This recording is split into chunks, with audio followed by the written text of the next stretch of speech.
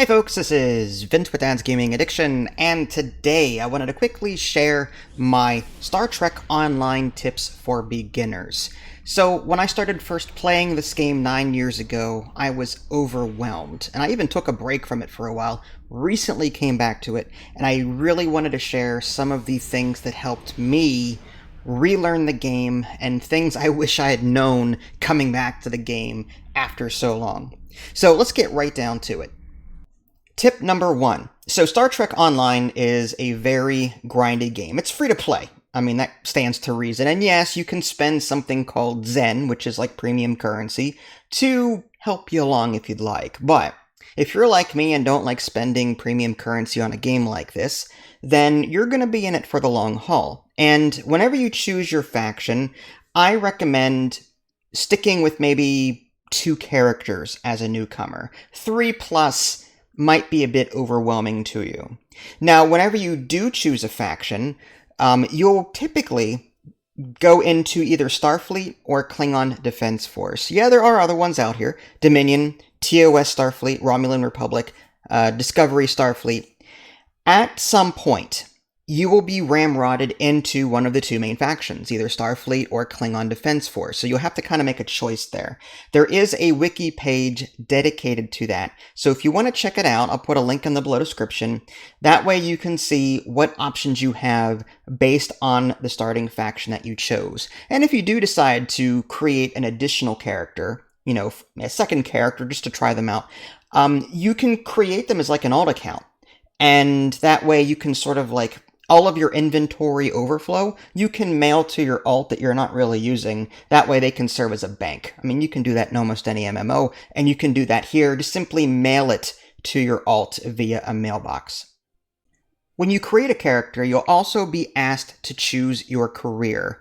There's the engineering, science, and tactical officer careers. And each one sort of specializes you in a particular way, but you are flexible in a number of different things. Tactical, just as a quick summary, is like your damage per second, your DPS class. Your engineering career are like tanks. If you like very tanky characters, then you may want to check out the engineer. And if you like buffers and debuffers with some healing in there, then you'll want to check out the science officer. I've created multiple characters of each in my lifetime here, and all of them perform well. So I like the engineer because it's tanky, but you can always choose the things that you like. If you do pick an engineering character as your career path, you can actually fly a tactical ship. The ships in this game are also based on class: tactical, engineer, and science. So if you have an engineer career path, you can fly a tactical ship. You're not limited. You are limited by your faction, but you're not limited by your class. So that's something to think about. You're also not sort of like restricted with uniform and different things like that. Although I will say, there are a couple of things that careers do limit you on. For example, there are traits that you earn depending on the career path that you pick. Also some various abilities. There's something called kits in this game, and these are ground equipables that are unique to a particular career path, and they do a variety of things.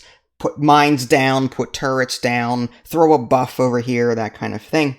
There's also craftable training manuals in this game. They are career specific.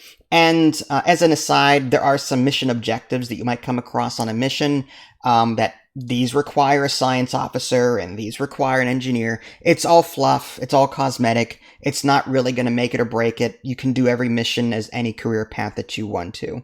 But if you like damage, do tactical. If you like tankiness, do engineer. And if you like buffers, debuffers, and healing, then you'll want to check out the science career path. Speaking of ships, as you level up in this game, you'll be able to acquire new ships. And as I mentioned in tip number 2, you do not have to limit your ship selection to the class that you picked. I'm going to call them classes and career paths interchangeably. They're the same thing. So if you don't like the engineer ship and you are the engineer class, fine.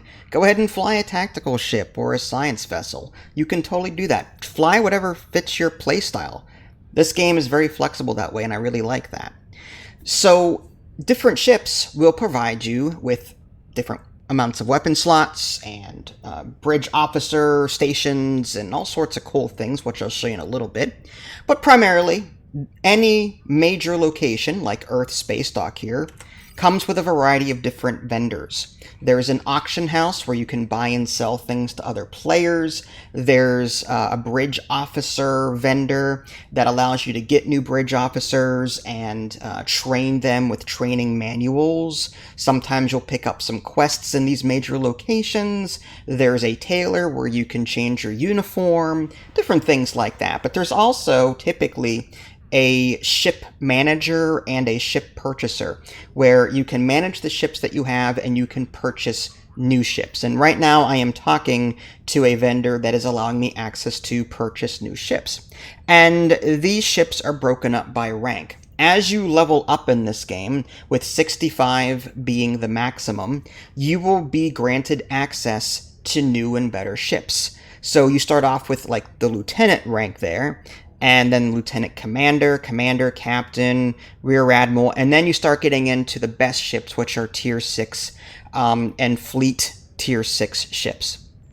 I will warn you that these tier 6 and fleet tier 6 are not easy to acquire. Most of the time, you're going to be spending real money to get these, and it's not cheap.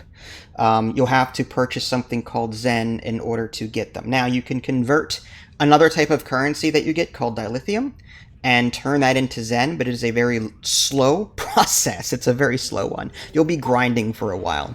If you're part of a fleet, you'll be earning something called fleet marks, and you'll be able to, assuming that you've leveled up your reputations, I'm speaking Greek to you beginners right now, but you'll be able to acquire possibly one of these fleet ships without spending too much money. If you didn't understand a word I just said, as a beginner, don't worry about it. Just suffice it to say that as you rank up, you will be unlocking new and better ships. In the very beginning, you'll be able to unlock, these lieutenant ships here, and then lieutenant commander, and so on. And you can click on them, and you can see on the bottom left here what they offer. Bridge officer stations, what kind of consoles they have. The consoles are like things you can equip various pieces of equipment to these consoles to buff your ships in various ways. So if you want to improve your phaser damage, you can apply this phaser console thingy to your tactical area, your tactical console, and buff your weapons that way. And as you get better ships, you'll get more consoles. Like, look at this tier 6 here. They're beautiful. I love it. But look, 4 engineering consoles, 3 tactical, 3 science. As a newcomer, you're not going to see these for quite a while. Just when you first start out, set your sights on lieutenant, lieutenant commander.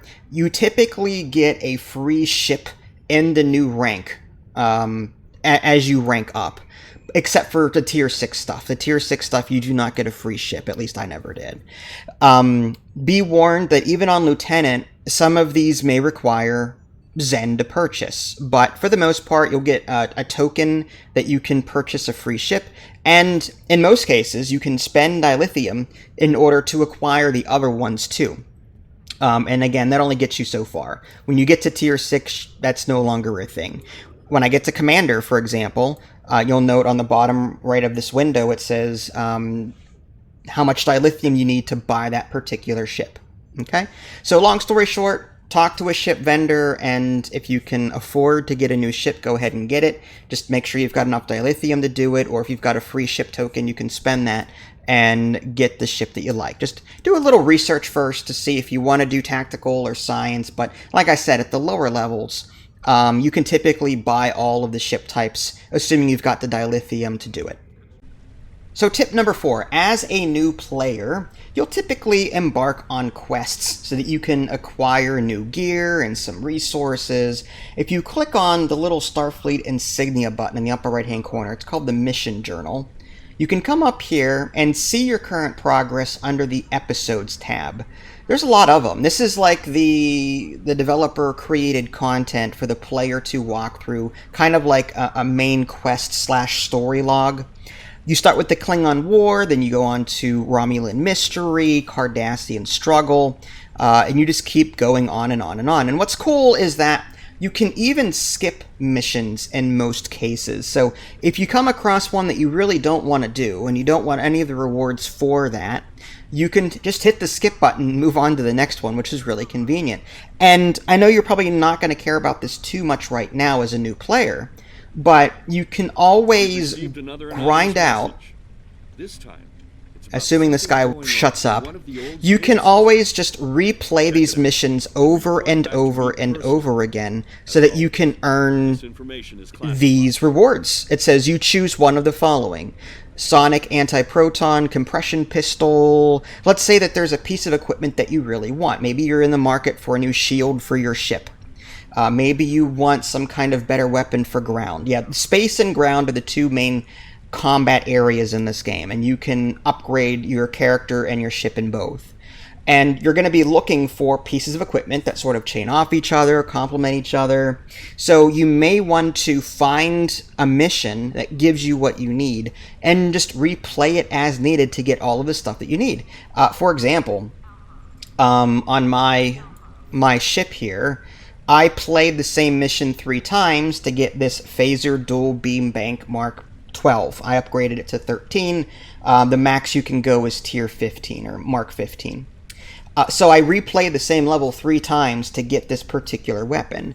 Now there is a website, a wiki page that you can go to, and you can actually search that page for the item that you're looking for, and you'll be able to see what mission it is located in. It's super helpful.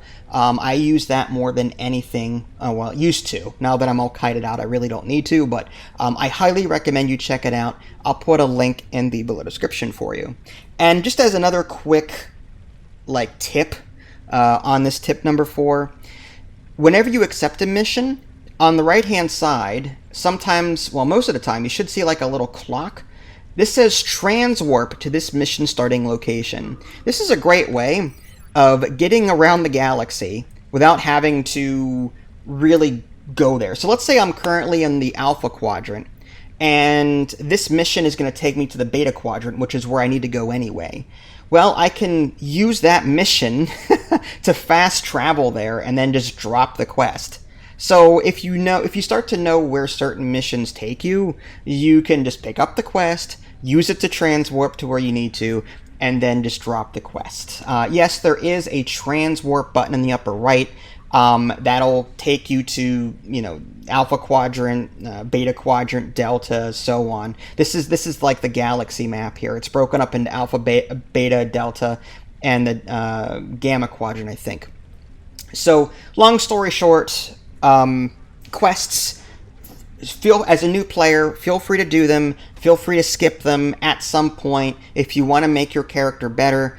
Don't be afraid to replay quests. And again, you can just come into your journal. You can find, using that one website I was talking about, just find the mission and just replay it as many times as needed to get the gear that you need. Be warned that the further you go down here, the harder it gets. So you may not be able to do some of these harder missions. So don't skip them if you can help it. But yeah, don't be afraid to. Tip number 5. While we're here at Earth Space Dock, let's talk a little bit about bridge officers. Bridge officers can be slotted into a ship or sent on away teams in order to give you a variety of different skills. These bridge officers will have space abilities and ground abilities. And depending on your ship, you'll be able to slot them into different stations. So, for example, I am looking at my USS Nighthawk right now, which is a Tier 6 Arbiter Battle Cruiser. And assuming I can find it, here we go, under stations, there we go. So, as of right now, I've got 5 bridge stations, okay? And they have different ranks associated with them. Don't worry too much about that right now. Just suffice it to say that you'll be earning bridge officers that come with their own unique abilities. However, you can retrain them to take on abilities that you really, really like. So, for example, I have the Geordie LaForge hologram here. I've retrained him in Emergency Power to Weapons 1, Emergency Power to Weapons 2, Auxiliary Power to Emergency Battery 2, and so on. I can do that by going to the Bridge Officer Trainer, again, typically available in any major location, and you can filter it by tactical, engineering, science. Don't worry about intelligence, command, pilot, temp, op, and miracle worker right now. Those are like end game level specialties that you will not have access to right away. You'll be primarily focusing on tactical, engineering, and science. And you'll be able to buy these training manuals here, and then you'll be able to teach those, like you consume that manual on a particular officer. Like here's Athena here. And if I go to her skills, these are all the skills that she knows. But let's say I want to teach her in something specific. I would buy the manual from the bridge training officer, and then I consume it here, and then it just says learn. I click on learn, and now they know it. And then I can set their abilities up here. Now keep in mind, different stations on your bridge have a rank associated with them. So every officer that you have has 4 space abilities and 4 ground abilities, but they will only be able to use up to the rank of the station that they are assigned to. So if I click on the Nighthawk here and I go to stations, you'll note that Commander or Geordie LaForge here has access to all 4 of his space abilities. But then you look to the left and like, well, Sarah, she only has 1 skill here. Well, that's because that particular station that she's assigned to is an ensign station, and that only gives her access to her first skill.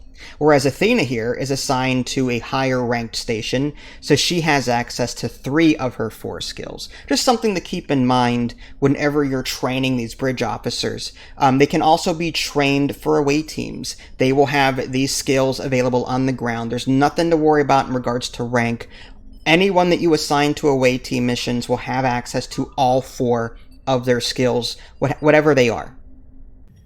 Tip number 6, let's talk a little bit about the main currencies in this game. Now, I'm going to go ahead and click on my inventory, which is in the upper right-hand corner here, and I'm going to click on the Assets tab.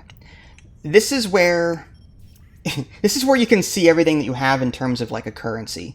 Energy credits are like, I guess, gold in World of Warcraft. You can earn gold by selling things, by doing missions, that kind of thing. But energy credits, you can earn them just by selling stuff to a vendor. In fact, there's a vendor right here. So I can click on Requisition Ship Equipment, and then click on any of these really, and then hit Sell. And anything I don't like, I can sell for energy credits.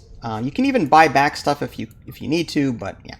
So you can get energy credits by going to the auction house and selling things there. Don't recommend it as a new player because you don't really know what you're looking for or what you're doing there. Just sell your extra stuff to the vendor and get some energy credits that way. You'll also be earning, possibly, reputation marks as you play the game. I typically earn them in something different, which I'll explain a little later. But suffice it to say, you're going to be earning these reputation marks, and you'll be able to spend them in order to grow your reputation in various ways. Again, I will show you that later. Fleet assets. The guilds in this game are called fleets. So if you're part of a fleet, you can earn both fleet credits and fleet marks, which then you can use to buy fleet ships. Those are like endgame ships that are more powerful than anything you've probably seen up to this point. Then there's also this whole dilithium thing.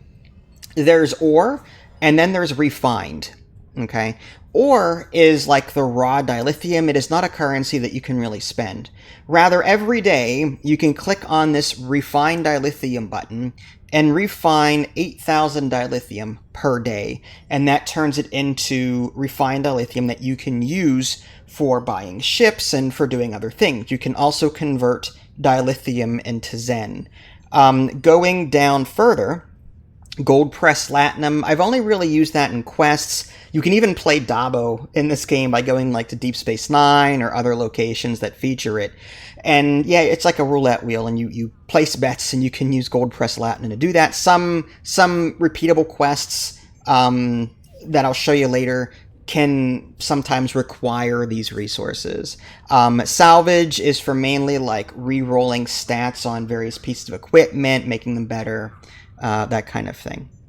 While we're here, let's talk a little bit about reputation, tip number 7. You'll be spending those reputation marks, and again, if you want to see how many you have, go to your inventory, then assets. Omega, Nukara, Romulan, Dyson Sphere, Undyne, Delta, Iconia, and so on. If you go to your character, it's the upper right-hand corner, character status, and then hit the reputation tab, this is where you'll be leveling up all the different faction reputations in the game. So Discovery Legends uses your Discovery reputation marks. The Delta Alliance uses your Delta reputation marks, and so on. What do you do here? Well, let's go ahead and click on, say, Task Force Omega. There are 2 slots for active projects, and then an upgrade if available. If I click on the status here, you'll see a bar on the very top. 1, 2, 3, 4, 5, and 6. Whenever you get to the next bar, you'll be able to upgrade to the next one via this upgrades available thing. You can also sometimes just craft special pieces of equipment that allow you to like get ore or use them for other things, but don't worry too much about that as a new player. Just my advice is, if you do happen to earn reputation marks, you would spend them here in this reputation tab, and you'll be able to take quests like submit research materials to Omega hourly, and then by spending marks, by hitting select, for example, and there's a fill all button here, I'll just do that. It's going to fill all of these things. It'll spend my marks, some energy credits, and expertise, and it's going to take an hour, but at the end of it all, I'll get some dilithium ore, and I'll get some reputation for it, which then bumps me up along this bar up here. So long story short, you'll be earning reputation marks by doing various things in game. Then you come to the reputation tab, and there are various missions that you can take. As you level up your reputation, you'll be able to craft some really cool things. Like, this isn't all just about reputation gain. As you gain reputation, you get access to certain things like requisition, elite widow hangar pet. Yeah, some ships have hangars, and you can get pets that allow you to equip them and do various things. You hover your mouse over these various things, you'll see what they do. They're like fighters that go out and fight for you in space. If you're looking for a shield, you can totally do that. Keep in mind, if you take a look at the tooltip on the bottom, it says part of set, Nukara Strike Force. So as you collect sets of various endgame content, you'll be able to unlock passive buffs that your ship or your person will get, depending on what you get. But keep in mind, as a beginner, that really means nothing to you right now. Keep in mind, reputation, you earn the marks, and then you spend them here under the reputation tab. Tip number 8, R&D. So there's a couple of screens I want to show you here. Again, there's the inventory screen. You want to go to the R&D tab. Don't worry about looking at this too much. Suffice it to say, there's a separate inventory area for all of your crafting materials, and you can use some of them. There's a 3-head duty officers button that you can click on, and then there's the R&D tab. Now, I don't remember if you get access to this in the very beginning of the game, but at some point you will get access to it. And here, you'll be able to level up your beams, your cannons, your engineering. This is like your crafting area. So you'll be able to craft better weapons and shields and kits and different things by coming here and crafting. All I've been doing, there is a special, I don't know if it's visible. Yeah, so Research Project Projectile Technology. This is like I think it's a 20-hour project.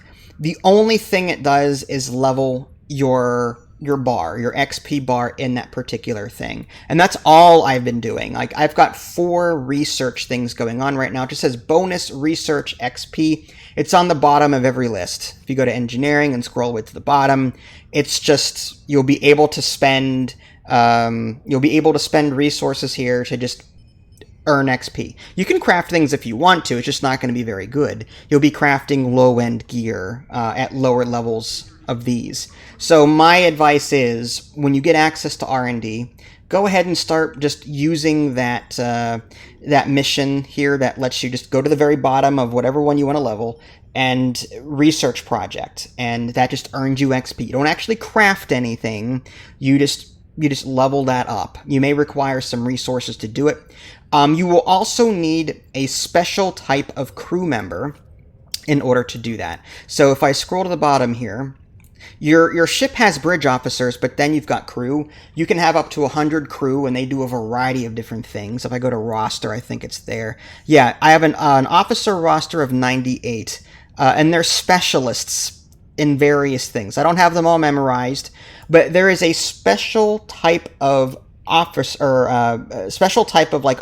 here that is used in this R&D screen. If I scroll to the bottom and click on, it says you have a required duty officer on another assignment. If I click on details, required duty officer is research lab scientist. And you're like, well, how in the world am I supposed to get those? Pretty easy. If you have the energy credits, go to the auction house, search for a guy that you already have. You can have duplicates of the same officer, and just keep buying that person so that you've got enough people to do it. So that's what I did. So for example, in R&D, I had two of these scientists that could research, just 2 of them. But then I started unlocking more slots, and I'm like, well, why have 4 slots if I can only research 2 things at a time? I don't have the right guy. So I went to the auction house and bought 2 of a researcher that I already had, and now I can use them. So if I view details, this Humberto Reginald Hardster, he's the guy currently doing that. Sran Ovum is the one doing that. There's another Humberto. And this one is the emergency R&D hologram. So yeah, you just, if you need to at some point, buy more from the auction house. I do believe they just take energy credits, so you should have enough of those after a while to get that. So long story short, R&D, level up your stuff from here. Tip number 9, let's talk a little bit about TFOs and patrols. Now, I already mentioned that you'll be doing various quest missions through your mission journal, but at some point, you'll be able to embark on cooperative ventures with other players and take on a variety of different missions. There's a little PvE task force operations button that will eventually unlock for you. Again, it may not right away. It'll probably take you a little bit of time, maybe level up to 5, 10, something like that. But once you get there, you'll want to embark on these because they provide you with some really cool rewards. And don't be afraid of being too low level. There are a lot of people in this game that are max level, fully kited out, and will be happy to show off. And they will just shot everything while you've been fighting the same guy for 10 minutes, and then just come over and wipe them, and that's it. It's happened to me several times. But task forces, that's the task force tab here. Typically, various events will pop up, and these are like dailies. Just do 1 a day just to satisfy that. I think it's under this here, and go to events. So on the very bottom of this window, it says daily requirement 2 of 2 met. That is just simply saying there's a special event going on right now. If you do one of these TFOs, or maybe this mission episode, Wish Upon a Star, if you do these, you'll contribute towards your daily requirement, and by filling up this bar, you get some really cool rewards. But anyway, I digress. Getting back to TFOs, you'll be able to see on this list all the different ones. And if there's a spaceship undertype, then it's a space battle. If it's a person, then it's a ground battle. If you're confident about your space skills but not so much your ground skills, then maybe just stick to the space ones for now. There's even a join random button that gives you extra rewards should you want to do that.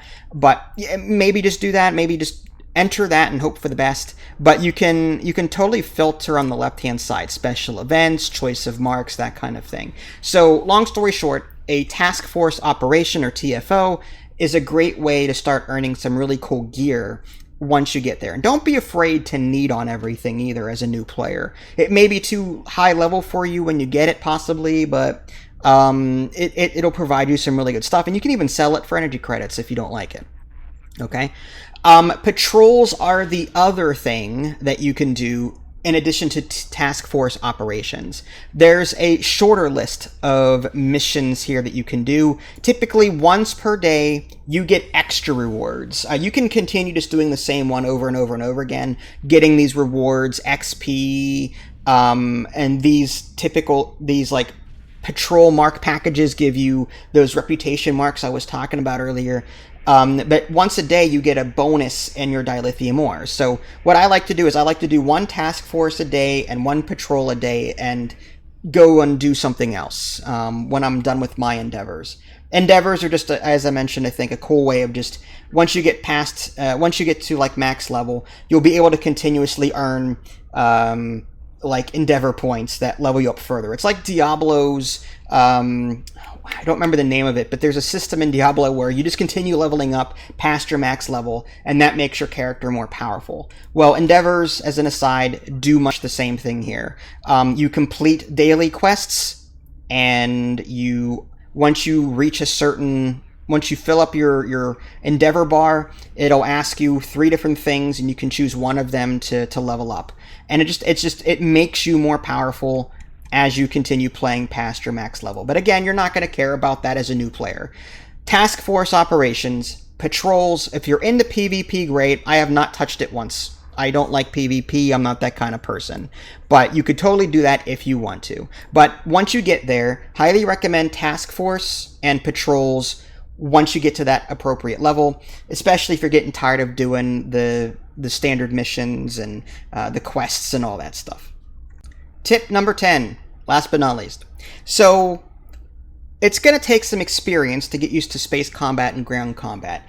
And I wouldn't call myself an expert by any means. When it comes to space combat, if I had one recommendation to make, just make sure that your gear is up to date. As a beginner, you're not going to worry too much about min-maxing and getting the best possible gear, because you're just going to level up and it's going to get replaced anyway. If I had one piece of advice for you, concentrate on one type of weapon and just focus on acquiring consoles that buff it. So for example, I've got a phaser weapon here, a phaser weapon here, phaser. I've got one kinetic, but I'm using it for a technology set. But typically, everything I have is pretty much phaser beams. No torpedoes, just all phasers. Now look at my tactical consoles. Plus 30% phaser damage, plus 30% phaser, plus 30%. So I've sort of turned my ship into what they call a beam boat. And it does a lot of massive damage with beams. Now some people do torpedo builds, and that's fine. Just be warned that shields will block a lot of the torpedo damage they do. So against a shielded target, your torpedoes may not do a whole lot of damage. I just prefer beams. They look cool. It kind of sucks because, Cannon Federation ships have both phasers and torpedoes. You could totally do that if you want to. I'm just saying, if you want to get the most out of your ship, I'd say focus on one type of beam weapon. There's phaser, there's plasma, there's disruptor, Techion or something like that. Let me go to my inventory. I've got a bunch sitting here. Polaron damage. There's anti-proton. I'm sure I've got more. Tetrion. That's what I was thinking of. They each do something different to the target. For example, Tetrion, 2.5% chance damage to all shields, whereas phasers, 2.5% chance to one random subsystem offline for 5 seconds. So find the beam weapon that you like, based on its special thing, and stack it, and then get a bunch of consoles for it that sort of center around it. I'll leave you to discover more about builds in a later video or other videos that you might find online. As a beginner, I would just highly recommend focusing on one particular thing. But again, don't be afraid to upgrade your gear either. You're going to be bouncing up the levels very quickly, hopefully, and you'll be replacing stuff anyway. As far as ground combat is concerned, just try and keep your gear updated and don't do stupid things like run into 3 groups of enemies at once, and typically you'll be fine. My recommendation is when it comes to an away team loadout, if I go to stations, I have 2 tactical, 1 engineer, and 1 science. I am an engineer class, so technically it's 2 tactical, 2 engineer, and 1 science. My science has skills centered around healing, medical tricorder 1, 2, a vascular regenerator, and a nanite health monitor. Just concentrating on healing. This Talia here does drones that he puts down, and turrets, and shield recharging. My tactical just has grenades and buffs for attacking, that kind of thing. So find skills, and sort of create a diverse away team, 1 for healing, possibly 1 for tanking and support. Make sure you've got some tactical officers in there doing a lot of damage, and you should be fine. Just, again, don't pull 15 mobs at once. And there you have it, some quick tips for you beginners out there. Hopefully these 10 will help see you through some of the more difficult parts of learning this game. I will say that even as an experienced player, the UI is overwhelming. There's just a lot of different buttons. They all open up different things. Where do I find this again? I have no idea. Oh, what is this key pack? What is this? The dilithium store. Oh my god, what is an intelligence kit? Even as an experienced player who's played this for a while, I still get confused because I'm old.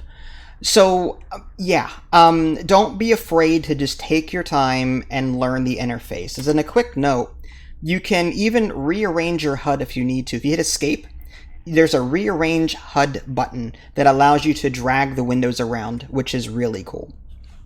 So there you go. Top tips for beginners. Thanks for watching. I'll catch you all next time. Take care.